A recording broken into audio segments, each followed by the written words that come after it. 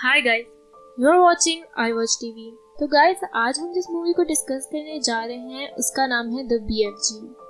Movie के शुरू में हम सोफी को देखते हैं जो कि 10 साल की बच्ची होती है और वो यतीम होती है, इसलिए वो ऑर्फनेज में रहती होती है। सोफी को सारी रात नींद न आने की बीमारी होती है, इसलिए वो पूरी रात जागती है और ऑर्फनेज में फिरती रहती है। और इसके दिल में एक खौफ होता है कि एक बूढ़े बाबा जी होते हैं जो बच्चों को खाते हैं। इसी तरह सोफी को एक रात नींद नहीं आ रही होती और इसे खिड़की के पास बिल्ली की आवाज आती है।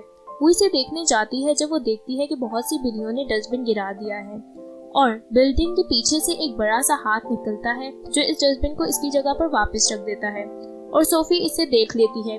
तभी वो भी सोफी को देख लेता है। ये एक बहुत बड़ा सा जायंट होता है जिसे देखकर सोफी डर जाती है और अपने बेड पर चली जाती है, लेकिन वो जायंट सोफी को उठा लेता है। और फिर हम देखते हैं कि ये जायंट अपने आप को किसी न किसी तरीके से सबसे छुपा लेता है।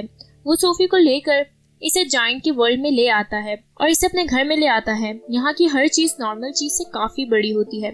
सोफी इधर भागने की कोशिश करती है, जायंट इसे पकड़ लेता है और कहता है कि यहाँ से भागने का कोई रास्ता नहीं है और इसलिए वो ये कोशिश ना करे। फिर वो सोफी को एक पैन में डालता है जिससे सोफी समझती है कि वो इसे खाने वाला है, लेकिन वो ऐसा नहीं करता। फिर जायंट सोफी को बताता है कि यहाँ पर बहुत से जायंट रहते हैं जो इससे काफी बड़े हैं और वो जायंट्स इंसानों को खाते हैं। तो सोफी डर जाती है और वो कहती है कि क्या आप भी मुझे खाएंगे, जिस पर वो जायंट कहता है कि नहीं, मैं इंसानों को नहीं खाता, मैं वेजिटेबल खाता हूँ और वो इंसानों को नहीं खाना चाहता। इससे पता चलता है कि वो एक रहमदिल जायंट है। फिर सोफी कहती है, तो आप मुझे यहाँ पर क्यों लाए हैं, जिस पर जायंट कहता है कि क्योंकि तुमने मुझे देख लिया था और मेरी जान को खतरा था और अगर इंसानों को पता लग गया तो वो जायंट्स को मार देंगे। अब तुम सारी जिंदगी मेरे पास रहोगी। सोफी कहती है कि नहीं, मैं यहाँ नहीं रहूंगी, मैं तो भाग जाऊंगी। जायंट कहता है कि ये गलती कभी मत करना वरना बाहर वाले जायंट्स तुम्हें खा जाएंगे। फिर वो सोफी को एक बोर्ड पर बिठाता है और कहता है कि रेस्ट कर लो। फिर जायंट बड़ी बड़ी बॉटल्स निकालता है जिसमें एक चमकदार चीज होती है।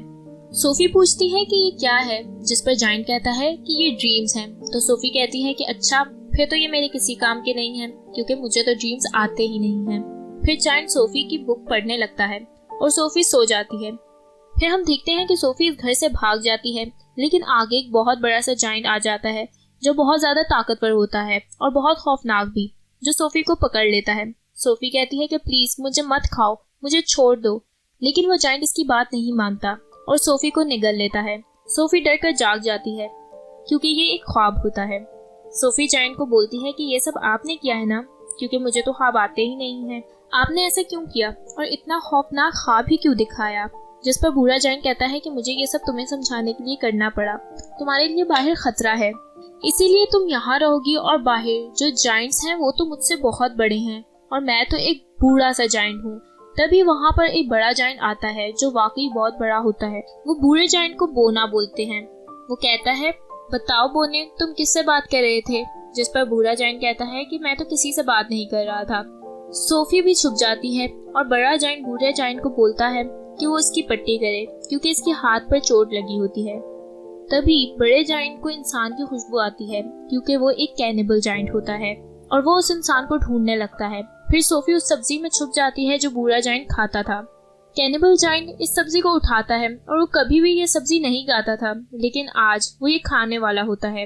तभी बूढ़ा जायंट बोलता है कि तुम ये कैसे खा सकते हो, तुम तो एक कैनिबल जायंट हो, जिस पर वो जायंट सब्जी फेंक देता है और सोफी बच जाती है और वो कैनिबल जायंट इधर से चला जाता है। अब बूढ़े जायंट को कहीं जाना होता है। सोफी पूछती है, आप कहाँ जा रहे हैं, जिस पर जायंट कहता है कि वो ख्वाब पकड़ने जा रहा है। सोफी कहती है कि इसे भी साथ चलना है, लेकिन जायंट कोई रिस्क लेना नहीं चाहता, इसलिए वो मना कर देता है। लेकिन सोफी बार बार इसरार करती है, जिस पर वो जायंट इसे साथ ले जाता है। वो बाहर आता है तो काफी बड़े बड़े जायंट सो रहे होते हैं। अब इन दोनों को इनके ऊपर से ही गुजरना होता है। तभी एक जायंट की आंख खुल जाती है और वो इसे तंग करने लगते हैं और कहते हैं कि बोने, तुम कहाँ जा रहे हो, जिस पर बूढ़ा जायंट कहता है कि मैं अपने काम पर जा रहा हूँ। वो जायंट कहते हैं कि नहीं, हम नहीं चाहते कि तुम काम पर जाओ, क्योंकि अगर तुम काम पर जाओगे तो ऐसा ना हो कि कहीं इंसानों को हमारा पता चल जाए। सोफी इतनी देर में एक गाड़ी में छुप जाती है। तभी आसमान पर बादल आने लगते हैं और बूढ़ा जायंट कहता है कि वो देखो, अब सारे जायंट आसमान की तरफ देखते हैं। असल में इन जायंट्स को वाटर फोबिया होता है और वो पानी से काफी डरते हैं। अब वहाँ एकदम से बारिश शुरू हो जाती है और सारे जायंट छुप जाते हैं। अब सोफी और बूढ़ा जायंट वहाँ से निकल जाते हैं और वो चलते चलते बादलों से भी आगे चले जाते हैं, जहाँ पर सोफी कहती है कि ये स्टार कितने प्यारे हैं। बूढ़ा जायंट कहता है कि मैं तो इनकी रिथम भी सुन सकता हूँ, जिस पर सोफी बिलीव नहीं करती। जायंट कहता है बेटा यही सच है, मैं यूनिवर्स की हर चीज की आवाज सुन सकता हूँ। फिर ये दोनों एक पानी में कूदते हैं, जहाँ से वो दूसरी जगह पर पहुंच जाते हैं। यहाँ पर एक ट्री होता है जिससे ड्रीम्स निकलते हैं। जायंट और सोफी वहाँ से काफी ज्यादा ड्रीम्स जमा करते हैं। अब जायंट सोफी को अपनी दुखी कहानी बताता है, क्योंकि अब वो दोनों दोस्त बन चुके होते हैं। जायंट कहता है कि यहाँ सारे जायंट्स इसको बुली करते हैं और इसे बोना बोलते हैं, लेकिन कोई ऐसा भी था जो इसे बिग फ्रेंडली जायंट कहता था, जिस पर सोफी कहती है कि आज से मैं भी आपको यही कहूंगी। अब दोनों लोगों की दुनिया में आते हैं।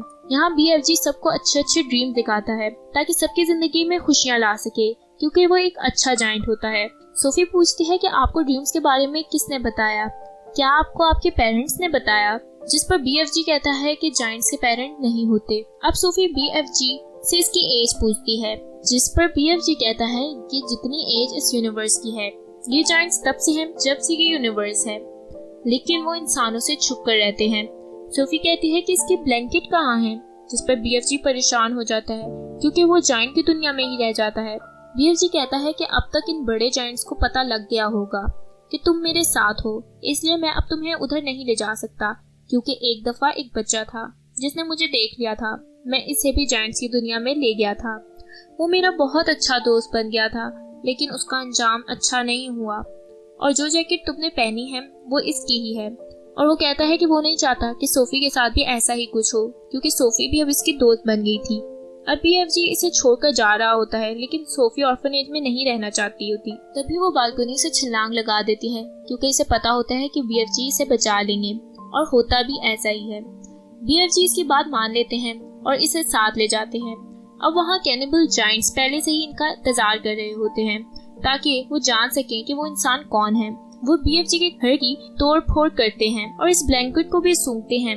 BFG वहाँ आता है और ब्लैंकेट को जला देता है और फिर सारे जायंट्स को जाने को बोलता है। अब सोफी वहाँ पर एक क्वीन की पिक देखती है। वो BFG से कहती है आप एक ड्रीम तैयार करें और इसमें दिखाएंगे कैसे बड़े बड़े जायंट्स बच्चों को खा रहे हैं, और इस ख्वाब में मुझे और खुद को भी शामिल कर लेगा ताकि वो हमें पहचान ले। BFG ऐसा ही करता है और फिर क्वीन वो ड्रीम देखती है, जिसके बाद उसकी आंख खुल जाती है और वो काफी परेशान होती है इन बच्चों के बारे में। वो अपनी केयर टेकर को भी इस सब के बारे में बताती है, लेकिन केयर टेकर बोलती है कि ये सब सिर्फ आपका एक डरावना ख्वाब है, फिक्र मत करें। लेकिन फिर केयर टेकर न्यूज़पेपर देखती है और कहती है कि कल रात काफी बच्चे अपने घरों से लापता हो गए, और ये बिल्कुल ऐसा ही हुआ है जैसा आपने ख्वाब देखा है।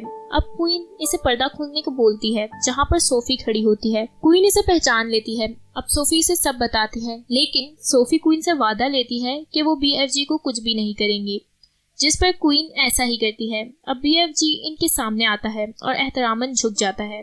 यहाँ पर दिखाते हैं कि BFG किसी भी वर्ड को ठीक से अदा नहीं करता, जैसे वो इंसान को इंसान और मेहरानी को महराजी कहता है। अब क्वीन इनकी दावत करती है। BFG क्वीन को सब बताता है कि 9 बड़े बड़े जायंट्स हैं जो बच्चों को खाते हैं।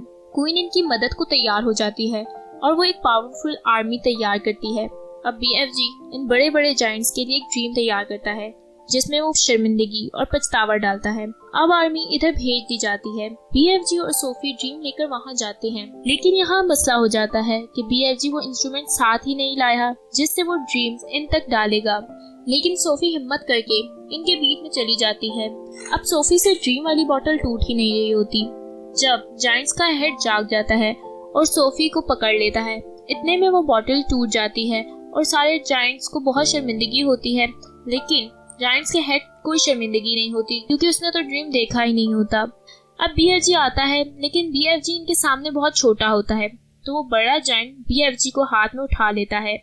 इतने में क्वीन की आर्मी आ जाती है और इन सब को पकड़ लेती है और एक आइसलैंड पर फेंक देती है, जिस पर चारों तरफ पानी होता है और अब वो वहाँ से नहीं निकल सकते। और वो आर्मी इनके खाने के लिए वेजिटेबल बीज वहाँ फेंक देती है ताकि वो सारी जिंदगी यही खाएं। अब सोफी दिखाई जाती है, जो ऑर्फनेज के बजाय क्वीन के महल में सो रही होती है, और अब वो BFG से रोज बात किया करती थी, क्योंकि BFG सबकी आवाज़ सुना करता था और BFG भी अपनी लाइफ में बहुत खुश होता है। यहाँ कहानी की हैप्पी एंडिंग हो जाती है।